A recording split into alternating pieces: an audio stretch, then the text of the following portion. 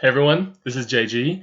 We're in Raid Shadow Legends, and tonight we're going to have part 2 of my two-part series on the Raid Soulstone meta. So we're going to talk about, with Essence, what souls should you buy, what champions should you focus on, and what blessings should you get for those champions. Let's dive in. So if you missed part 1 of the series, it's right up here, but here's the quick summary. I think that you should use your coins to buy Essence, and over a 9-month period, you'll get enough Essence that you can get 1 Legendary all the way to 6 stars, 1 Legendary to 4 stars, 1 Epic to 4 stars, and 5-ish Legendaries to 1 star. That's all with Essence, so you get to pick these champions. In that time, note that you'll also get more than 300 Mortal Soulstones, and you might get some lucky draws in there, so you'll get some other souls that you're pretty happy with. But what we're focusing on tonight is if you're picking out these specific legendaries and epics to get to 6 stars and 4 stars, which champions should you focus on and which blessings should you get for them? Now, a lot of the tier lists out there have been talking about what blessings are good on what champions and what blessings are good overall. In general, they're talking about what blessings are good at 6 stars, and you're not going to be getting as many 6-star champions as you are 4-star and 1-star champions. So it's important to look at all the star levels as we break this down. And the question is not what blessing is good for what champion, but what blessing is good overall. You get 1. You get roughly 1 6-star Awoken champion per year at the rate that they're currently giving out resources. You need to make it count. So you need to pick the right champion and invest in them for a long period of time for something that's going to pay off at the very end. So first, let's take a look at which blessings are good, and specifically which ones are good at these critical star levels, 1, 4, and 6 stars. So first up is Intimidating Presence. What this one does is strengthen your aura and weakens your opponent's aura. Now this one, I think, is really lame up through 4 stars, really. It's at 5 stars where it starts being kind of interesting. So this one gives you defense, HP, and resist. Never bad things, really, for any champion to have. It's really focused on Arena. That's the place where you're going to be facing other people that have auras. I did the math on this, assuming an Arbiter aura. So Arbiter has a 30% speed aura. That's, I think, the largest speed aura I've seen. I don't know if there's a larger one in the game, but it's the one that you're going to run into quite a bit in Arena. So how much of a difference, if you're running an Arbiter speed team against an Arbiter speed team, how much of a difference will this make? At level 1 and 3, it's like 2 points of difference in speed and 5 points of difference in speed. Now, yeah, every speed can matter, but that tiny amount, I think, is not really worth it here. However, at level 5, that starts being a 10-point difference in speed. At level 6, it's a 16-point difference in speed. That's, an extra 2 speed rolls on your gear. If you're really aiming to go first, that makes a substantial difference. And so definitely in the Arena, this one has gotten a lot of attention as a potentially powerful buff that can put your team over the edge in being the first one to get a hit in the Arena, and obviously that makes a big difference. So at the higher star levels and in Arena, this one's pretty interesting. Next up, we have Lightning Cage. If you saw my previous video reviewing Lightning Cage and sort of testing the details of this, honestly, every single thing I tested, it came up short. It came up with the weakest possible outcome of the things that I was testing for. So I am pretty underwhelmed with Lightning Cage. I don't think this one really gets above about 3 stars total. So what it does is a chance to stop buffs from being removed, and it can deal bonus damage when you have 3 stacks and you attack. At level 1, you gain those stacks when enemies use buff skills. At level 3, you can also gain stacks when they use turn meter plus. At level 5, the chance to protect your buffs goes from 50 to 75%. And at level 6, the damage goes up a little bit. Let me talk about why I don't think this is interesting. So think of it this way. Your speed teams. So if their team goes first, then they're going to do buffs on themselves, and they're going to do the buff strip on you. So you'll have stacks, and they'll try to strip a buff. But what buffs are you going to have on you? If your team hasn't gone yet, you probably don't have any very interesting buffs on your character that you need to protect.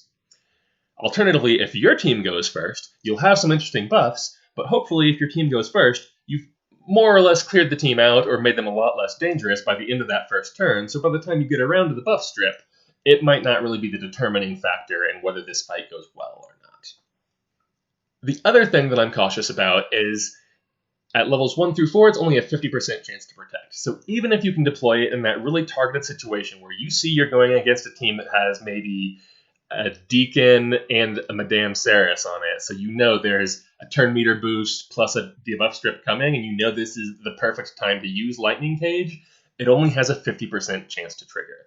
And so the chance that it really is the decisive element in turning an arena loss into an arena win feels pretty small to me. Cruelty, one of our epic blessings. This is the next one. So this permanently decreases enemy defense on every hit.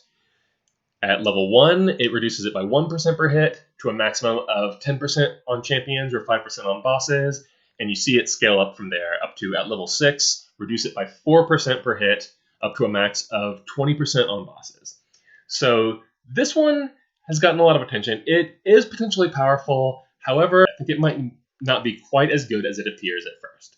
So the first thing I'll say is absolutely reducing enemy defense is an excellent way to improve your overall damage. I won't dispute that. That is absolutely true. In a dungeon boss, usually you're clearing those fairly quickly. This can help you speed it up a little bit more, but you're not spending a really large amount of time in those boss fights. A lot of your clan boss strategies focus a lot on poison and burn damage as ways of dealing large amounts of damage to the clan boss. You certainly have exceptions, some champions like Turvold or Ninja. In those, it could make a really big difference in your Demon Lord score, but I think your Hydra score is really where Cruelty could particularly shine at these high levels. Because it's a long fight, there's multiple heads that you can reduce, and a lot of the damage you do in Hydra is physical. Even at the lower levels, this is totally a decent blessing to get. It's not that hard to get an epic to 3 or 4 stars, and an extra 10% reduced defense against a boss is roughly an extra 10% damage against that boss. There are very few situations where you'll be sad about that, although it may not be the very most important thing to focus on buying in your account. Next up, we have Temporal Chains. What this one does is decrease the speed of your enemies based on how many buffs they have on them, up to 3 buffs. So at level 1, that's 2% per buff. At level 3, 3% per buff. Level 5, 5% per buff. And at level 6, it also does a minus 15% area of effect turn meter decrease on all your enemies at the point where any of them receives a 3rd buff. This one, again, is very targeted at Arena. There may be a couple of dungeon bosses where this might matter. I can't think of a lot of bosses that get up to 3 or more buffs unless they are stealing them from you. But this, again, can be a big tide turner for speed teams in the Arena. I think this one is actually likely to outclass Intimidating Presence in terms of the total speed difference that you get if the team is one that places 3 or more buffs, which is not necessarily the case for all of your speed teams. So if you're talking a high-end Arena team, you're going to be at least 200 speed. So at level 5 with 3 buffs and 200 speed, you're talking minus 30 to their total speed value. That is twice the difference that you're seeing from Intimidating Presence, which is pretty huge. So overall, this one, very focused at Arena. I think it gets good fast. Even just at level 4, it's giving you defense, HP, and accuracy. The accuracy boost definitely won't go unnoticed in any debuffer in the Arena, and the effect only gets stronger at 5 and 6. Next, we have Ward of the Fallen. This is a little bit of a funky one, and there's still a little bit of playtesting that I'd like to see on this to really understand how it works, especially at level 6, which will be hard for me to get my hands on something that I can test it with. But what it does is provide bone armor stacks that reduce damage from 1 hit each. At level 1, this reduces 1 hit by 20% of damage. Level 3, it reduces 2 hits by 20%. Level 5, 2 hits by 30%. Then at level 6, it reduces 3 hits by 30%, plus you can regain those stacks over time if you make attacks while allies are dead. So one of the things, I've seen a number of other people suggest that this stacks, and so at level 6, you're reducing your first hit by 90%. I highly doubt that's how it actually works. I need to see that first. I suspect it's just 3 hits in a row at 30% each. Now, I don't think this is very valuable at level 1. And although 20% damage reduction on 1 hit is not bad, the problem is it's only on 1 hit in the first hit. So in Arena, where this is really interesting, chances are the first hit you get is not the nuke. Most teams are going to want to soften you up first with a debuffer that places, defense down and weaken or something to that effect. And most of those debuffs happen with a hit. There are a few that place them without a hit, but since they're placing it with a hit, you can reduce the damage of the debuff hit, but then you're still going to be hit by the full nuke and take full damage from it. Now, I think this gets substantially better at level 3, where you have 2 hits of protection. So this is definitely something that could keep a key champion alive through the first wave of nukes from an opponent in the arena. Most interesting if you're a go second team and you just want to make sure that maybe your Reviver or some other key champion survives through that wave of attacks from an enemy champion before you come back at them with whatever you've got.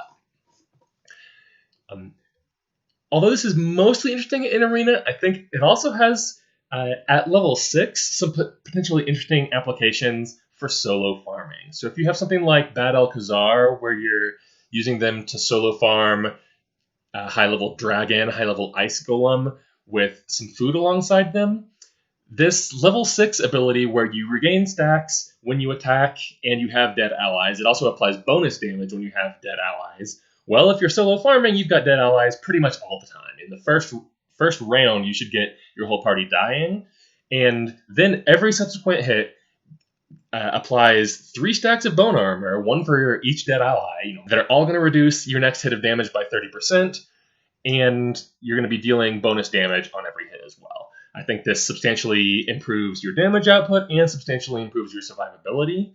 So if solo farming is really important to you, grabbing 6-star for Ward of the Fallen could potentially give you a very interesting champion for solo farming. I'm not certain that's the very best use of a 6-star, but it's something fun that you can do for sure. Next up, we have Soul Reap. So Soul Reap lets you deal damage equal to the remaining HP on a champion when you hit a target under an HP threshold. I did a little research on this one, made sure to watch some videos that I understood this. I was worried this might work sort of like Vergis's passive that triggers under 50%, where if you get hit and you're already under 50%, it doesn't trigger. It's only when you cross that barrier. But it does appear that any champion that has Soul Reap, if they hit a target and after the hit, their HP is below that threshold, whether they were below or above it before their hit, it'll trigger Soul Reap. At level 1, that threshold is 4% of HP. Level 3, it's 8%. Level 5, it's 14%. Level 6, it's 20%. Also at levels 5 and 6, if this doesn't kill them, it will also place True Fear, half the time at level 5 and all the time at level 6. So this has a couple of interesting applications. So number 1 is Arena. In Arena, this will turn a near kill into a complete kill. As Miracle Max would say, there's a big difference between mostly dead and all dead. Indeed, this can help you turn mostly dead into all dead. So good at pretty much any of these levels in the Arena. Has the opportunity to improve your kill rate. Obviously, the window gets a lot bigger at higher levels, so that gets a lot more valuable. But anytime it triggers, you're not going to be sad to get an extra kill. This is also really interesting if you're looking at bosses of various sorts. If you're wanting to speedrun bosses, it does indeed just trigger at 20% of boss HP and bring them the rest of the way down. And so some of these longer or harder boss fights, you can speed up substantially with a high level of Soul Reap by just knocking them down as soon as they're done. And even if they do have some funky mechanic that causes them to live, you'll be able to place this bonus damage every single time your turn comes up until they go down. This indeed also works on Hydra. So if you have a Hydra head close to being decapitated, this can bring them the rest of the way down, do an instant decapitation. So it can up your Hydra damage substantially and help you get to those bonuses, the decapitation bonus on the Hydras, and the extra damage that you can deal against those decapitated stubs. So although I think this one is primarily aimed at Arena, it's actually surprisingly relevant in a lot of different content. Next up, we have Crushing Rend. This is another epic one. So Crushing Rend lets you ignore some of the target's defense for the first few hits on that target.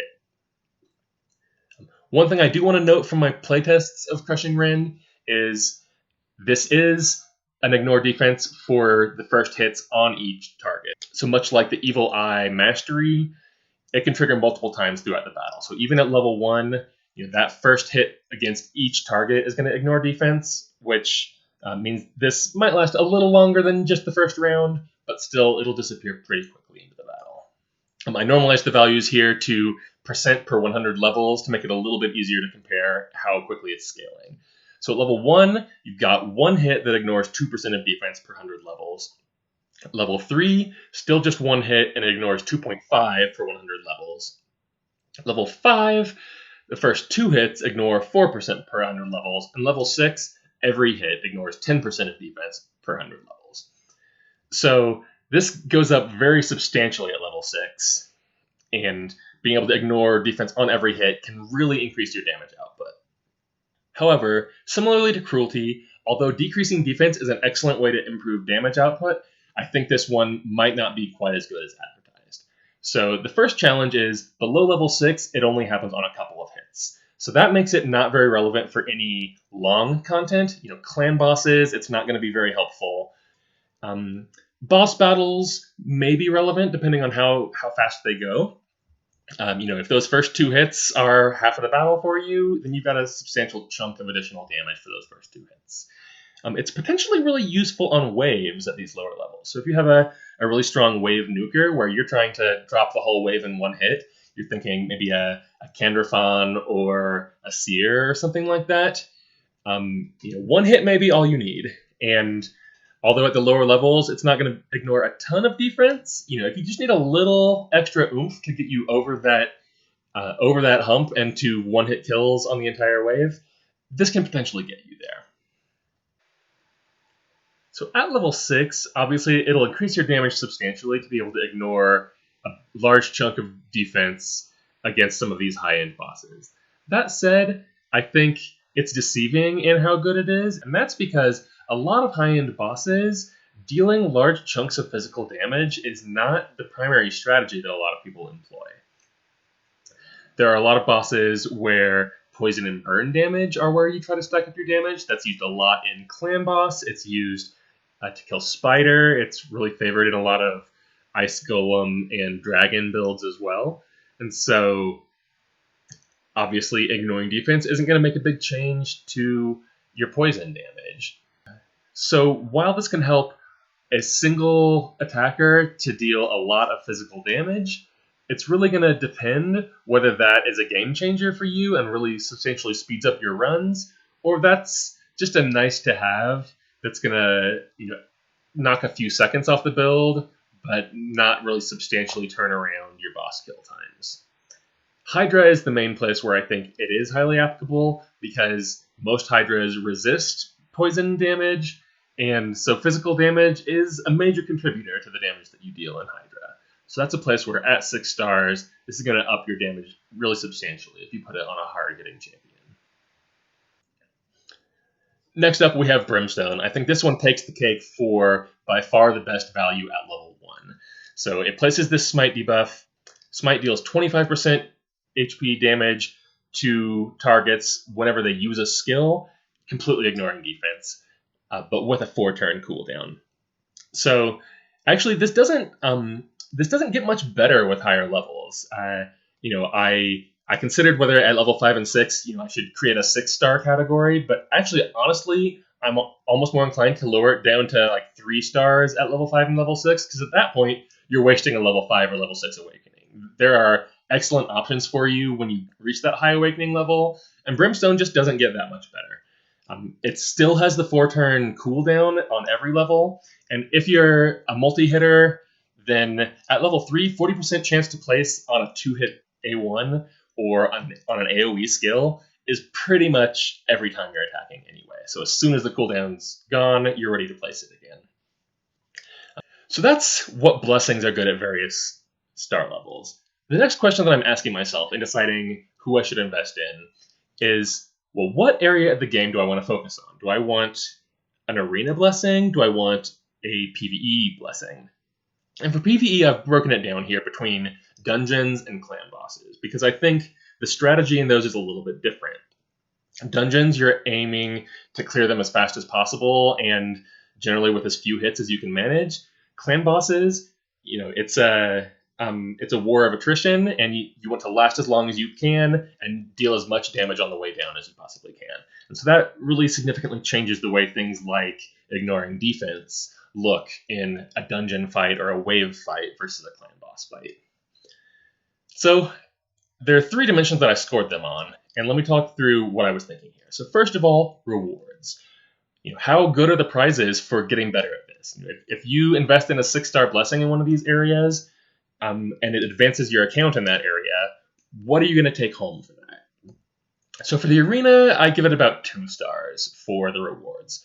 You can buy some potentially interesting things with gold bars, although the prices are so high that maybe you're getting an extra high-level shard every week or 2. Not a game-changing amount of resources from that. I think the rewards from Classic Arena are pretty underwhelming.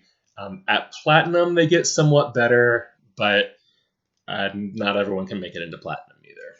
So, in general, I think Arena does not have great rewards now. Plarium has said they want to make a year of PvP, and so there's definitely a chance that Arena rewards or other PvP rewards could get significantly better over time. But right now, I don't think that they're very game-changing. Now, dungeons, on the other hand, I think provide a really substantial reward. You spend a lot of time in dungeons farming gear, and being able to farm at a higher level or faster can make a difference on your account. You spend a lot of time there because the rewards are pretty substantial. Clan bosses, particularly the Demon Lord, are better still. The shards that you get from Demon Lord, if you're hitting Nightmare and Ultra Nightmare, basically that alone is enough to guarantee you that you can participate in every monthly champion fusion if you want to, and be able to stockpile things enough to get guaranteed champion events and other things like that. Hydra, it looks like the rewards are getting better, especially Hydra is starting to drop soulstones, which can speed up this whole soulstone farming process for you as well. So the next dimension that I'm looking at is the value of blessings here. If you get a good blessing, how much does it change your experience of running this content? In Arena, I think it's 5 stars. I think it definitely has, with a powerful blessing like Intimidating Presence or Soul Reap or Ward of the Fallen, this has the opportunity to increase your win rate pretty substantially and make you able to progress further in the arena. However, in dungeons, I think the value of blessings is substantially smaller, and here's why. In Arena, as the loading screen likes to tell us, small differences matter. And so a good blessing definitely has the opportunity to turn a loss into a win. In dungeons, the chances that this turns a loss into a win or lets you farm at a higher level are a lot lower. In general, in a dungeon team, you are running a team that's not, at a 60% win rate. In Arena, you're probably picking targets where you're not positive whether you're going to win or not. In dungeons, you don't like to waste energy on a run that's not going to be successful. And so you're usually building your teams stronger than they need to be. And so a good blessing in dungeon is not going to move you to a higher level of dungeon or get you better rewards from the dungeon. The effect of a good blessing in a dungeon is that you're going to be able to clear the dungeon faster. And although time is definitely a resource that you spend a lot of in this game, and saving time is not bad, I think that high-level blessings are not really enough of a game changer in dungeons that I would be that excited about them. So I evaluate clan bosses similarly, but a little bit stronger. In general, there are some very interesting blessings there, being able to ignore and reduce defense and things like that. The challenge here is that, for the most part, for Demon Lord, a lot of your damage comes from things like poison. And so these ignore defense abilities that you have, they only increase your physical damage. Also, the breakpoints on the damage for clan boss matter. So if you're right at the edge of being able to, get enough damage against Ultra Nightmare to get the prize, then a blessing may be able to push you over the edge, and that could make a big difference for you. But generally, if you have the champions to beat Nightmare and Ultra Nightmare, you're already doing it. And once you're doing it, the impact of dealing more damage is a lot less interesting to you. Maybe it lets you do the run faster. You can cancel the run once you've hit enough damage. Maybe you can take a 3-key team to a 2-key team, or a 2-key team to a 1-key team. But I don't think that these blessings are generally likely to help you flip over that sort of important breakpoint. So, 10% more damage in Clan Boss, or 10% more physical damage in Clan Boss, it's not a bad boost, but I don't think it generally changes your game and really changes the rewards that you're getting from doing this content. The last category that I looked at is how good are the 6-star blessings? So if we're picking one person to take to 6-star, how much of a difference can those blessings in particular make in this kind of content? In Arena, I think it's 5 stars again. You've got Soul Reap, Intimidating Presence, Temporal Chains, all as very good options that can substantially turn the tides of your results here. In Dungeons, I think it's about 3 stars. Soul Reap can definitely speed up your boss kill, and the 2 defense-ignoring buffs can give you some advantage as well. I think, again, they only add a little bit of speed for you. They're not bad, but upping the damage of one character by 20% or the whole party by 10% is kind of medium strength. A Clan Boss is a little bit between those two, again, because the bosses run for so much longer. Ignoring defense is potentially more valuable there. So looking across all of these, the thing that stands out to me is Arena here. That the value of the blessings is very high. They can turn losses into wins, and there are some very good blessing options there. So honestly, this surprised me when I sat down and thought about it, because I'm not really a PvP player. In all the games I play, I'm not crazy about PvP. I definitely don't push Arena very hard right now. It's not the area of the game I would normally think to prioritize. But when it comes to 6-star blessings, I would argue that prioritizing an Arena blessing is the most valuable thing for your account.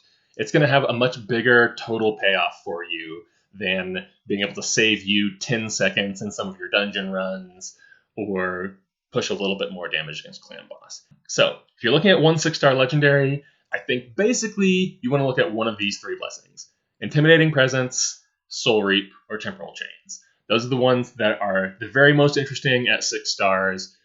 And which one you go for, I think, depends on which champion you have the best pairing for, and a little bit what your particular arena style is. But this is where I've landed as the best meta-relevant option for picking a 6-star legendary blessing. So that covers the first item of this to-do list. Pick one legendary to focus on hitting 6 stars. Next up, one legendary to awaken to 4 stars. We've already covered all the different blessings here. Let's just look at this table again for what is the value you can get for 4-star blessings in this particular piece of content.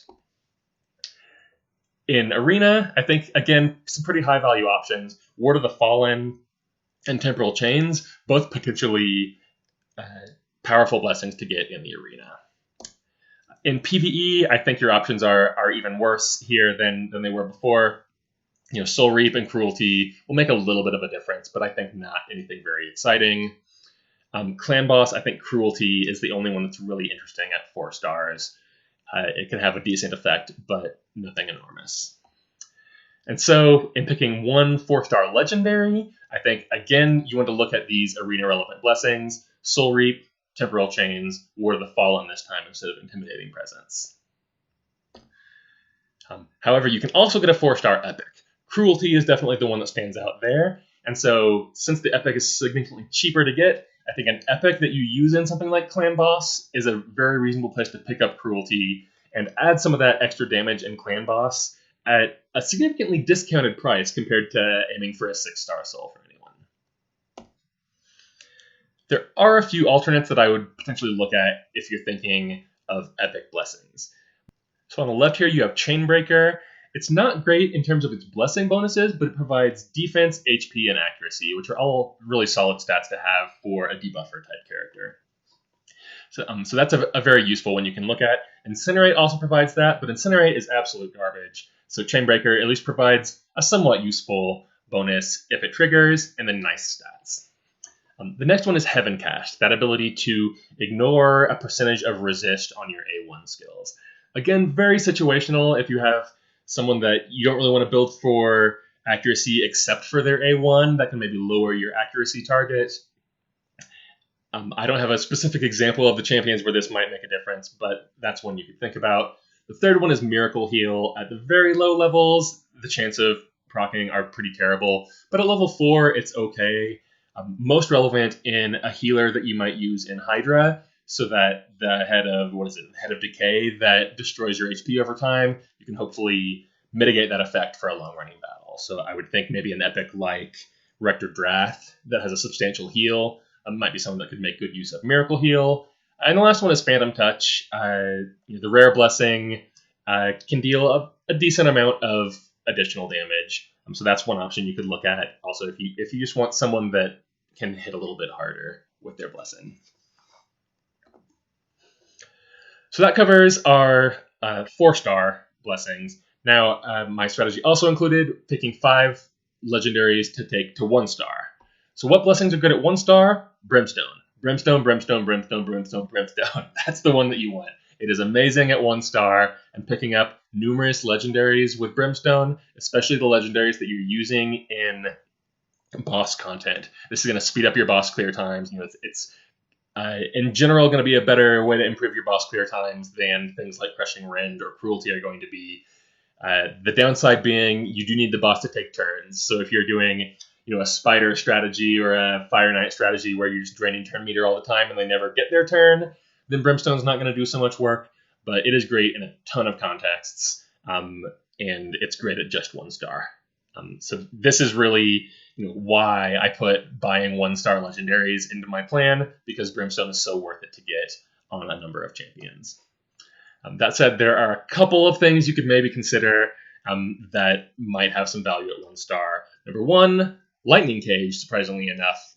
If you're only paying 1 star for it, and you do have one of those situations where you think getting Lightning Cage to trigger is going to make a difference for you, it's about as good at 1 star as it is at 4 stars, to be honest. Similarly, Temporal Chains has a non-trivial effect, even at the lowest level. So that's one that you could consider for arena legendaries. And finally, Phantom Touch is just a solid way to get additional damage on your champions. Although Brimstone, in most cases, is going to do a lot more, you can also only stack so many Brimstones on your team. If you're keeping Brimstone up all the time, or if the enemy is never taking turns, Phantom Touch is going to outclass Brimstone for total additional damage on your champion. So, we've covered what blessings to get, but we still haven't covered what champions to get them on. So, the thing that I would remember there is that this is a 9-month-long process. You get these very rarely, and you need to invest in these champions for the long haul. And so, primarily, you want to make sure that you're investing in someone that is still going to be as relevant to your account in 9 months as they are today. Because if you spend 9 months doing it and then you just have a better version of that champion in 9 months, you're going to kind of regret that choice. And so really focus on just the top tier of meta-relevant champions in your account. It might be the case that you don't have anyone that really fits that right now. And in that case, I would just hold on to the coins until you feel confident that you have a champion that you would really get a lot of benefit out of having them at 6 star. Because since you get so few of these, you want it to be someone where at the end, you're still going to be using them all the time, and they're still going to be a great champion for you. So here is my concrete plan of what I'm planning to do on my account. My 6-star legendary, I think, is definitely Duchess Lilitu. That's the best pull that I've ever gotten on my account. I'd say Duchess and Helikath are the only 2 champions that are at a high enough tier of legendary that I expect them to still be broadly relevant in the future. Helikath, honestly, Brimstone is a fantastic blessing for him, even at just 1 or 2 stars. Duchess is the one where, very arena relevant, and so these arena relevant blessings could be very powerful for her. What I'm currently planning to do is use Temporal Chains up to Awakening 4, and in 6 months or so, when I'm ready for that 5th Awakening, depending on how long it takes me to achieve everything, that's where I would maybe switch it over to Intimidating Presence. Honestly, I'm going to have to wait and see whether I really believe that Intimidating Presence is still the right move for her, or if Temporal Chains is doing a lot for me. Her aura is smaller than Arbiter's, and so the effect that I'm getting from Intimidating Presence is not quite as strong as I would get if I were using an Arbiter here. And I frequently don't run her in speed teams. I run her in go second teams, where she just pops everyone back to life after they die. And so I think Temporal Chains may be just as good at 6 stars or better at 6 stars for her. But that's one that I'm still considering. Intimidating Presence, definitely on the list of things that I would consider once I get to 5 and 6 stars. My 4-star epic, I'm definitely going for Geomancer here. I've already started this. He's already got a little bit of cruelty on him. And Geomancer, just because he's relevant in so many different boss fights. He's in my clan boss team.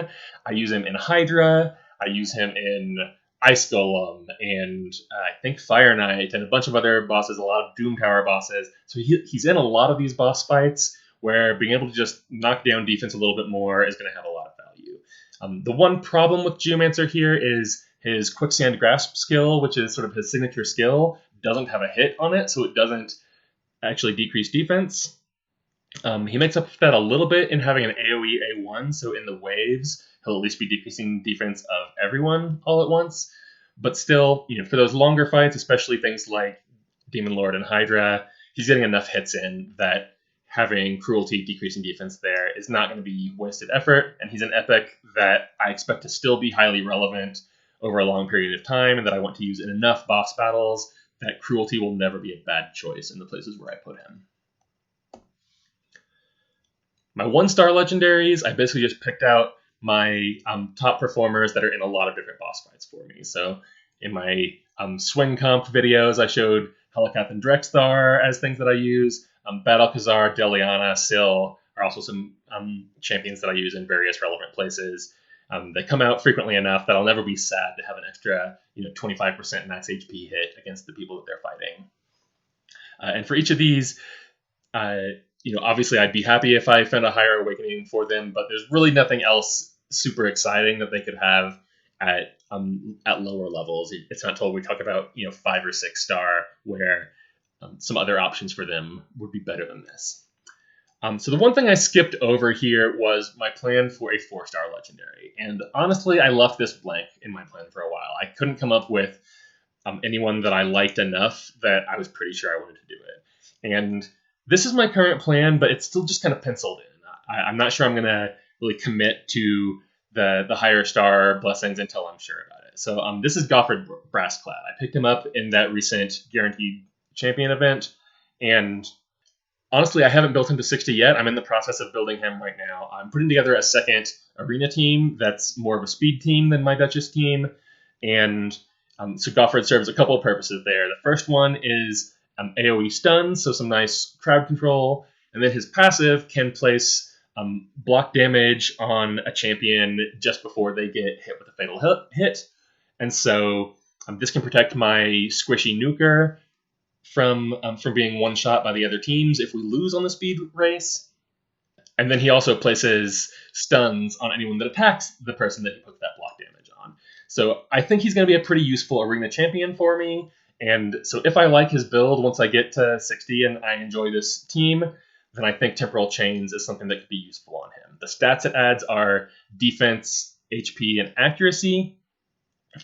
Those are all great for a debuffing, defense-based arena champion. And then decreasing enemy speed is going to help this arena speed team get their turns in, maybe sneak in between some enemy turns where they weren't supposed to. And so Goffred here, I think, is going to be a pretty reasonable choice for this AoE-focused 4-star legendary. But that's not set in stone for me. Honestly, I don't have a lot of legendaries that I've specialized for PvP content, and he's going to be one of the first ones that I try that with. So that's where he is on the list right now, and we'll see if I stick with that 9 months into this process when I'm ready to start buying those higher level souls for him. Overall summary here. Remember, you get 1 6-star legendary in 9 months. So one that you get to choose yourself. Really make that count. Figure out who it's going to be, and then start committing to them and buying those souls every chance you get to get them all the way up to 6. Second, think about what area of the game is going to make the biggest difference overall in your account. I think there's a strong argument to be made that Arena is the one that makes the most sense for the most people. One of the things to keep in mind is that you're not going to get to the end of this process until 9 months from now. And so even if you think investing in Clan Boss is really important to you right now, will you reach your goals in 9 months just by improving your account organically? That by the end, you actually do find yourself wishing you had invested in Arena instead. Next point, remember you only get a handful of champions at this 4-star level.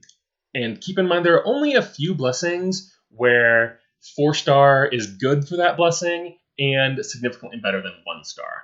And so really think about which blessings you want to focus on there, and then match that to champions where that blessing is going to be a good fit. For those 4-star blessings, the stats it gives are a pretty big component of the total advantage that it gives.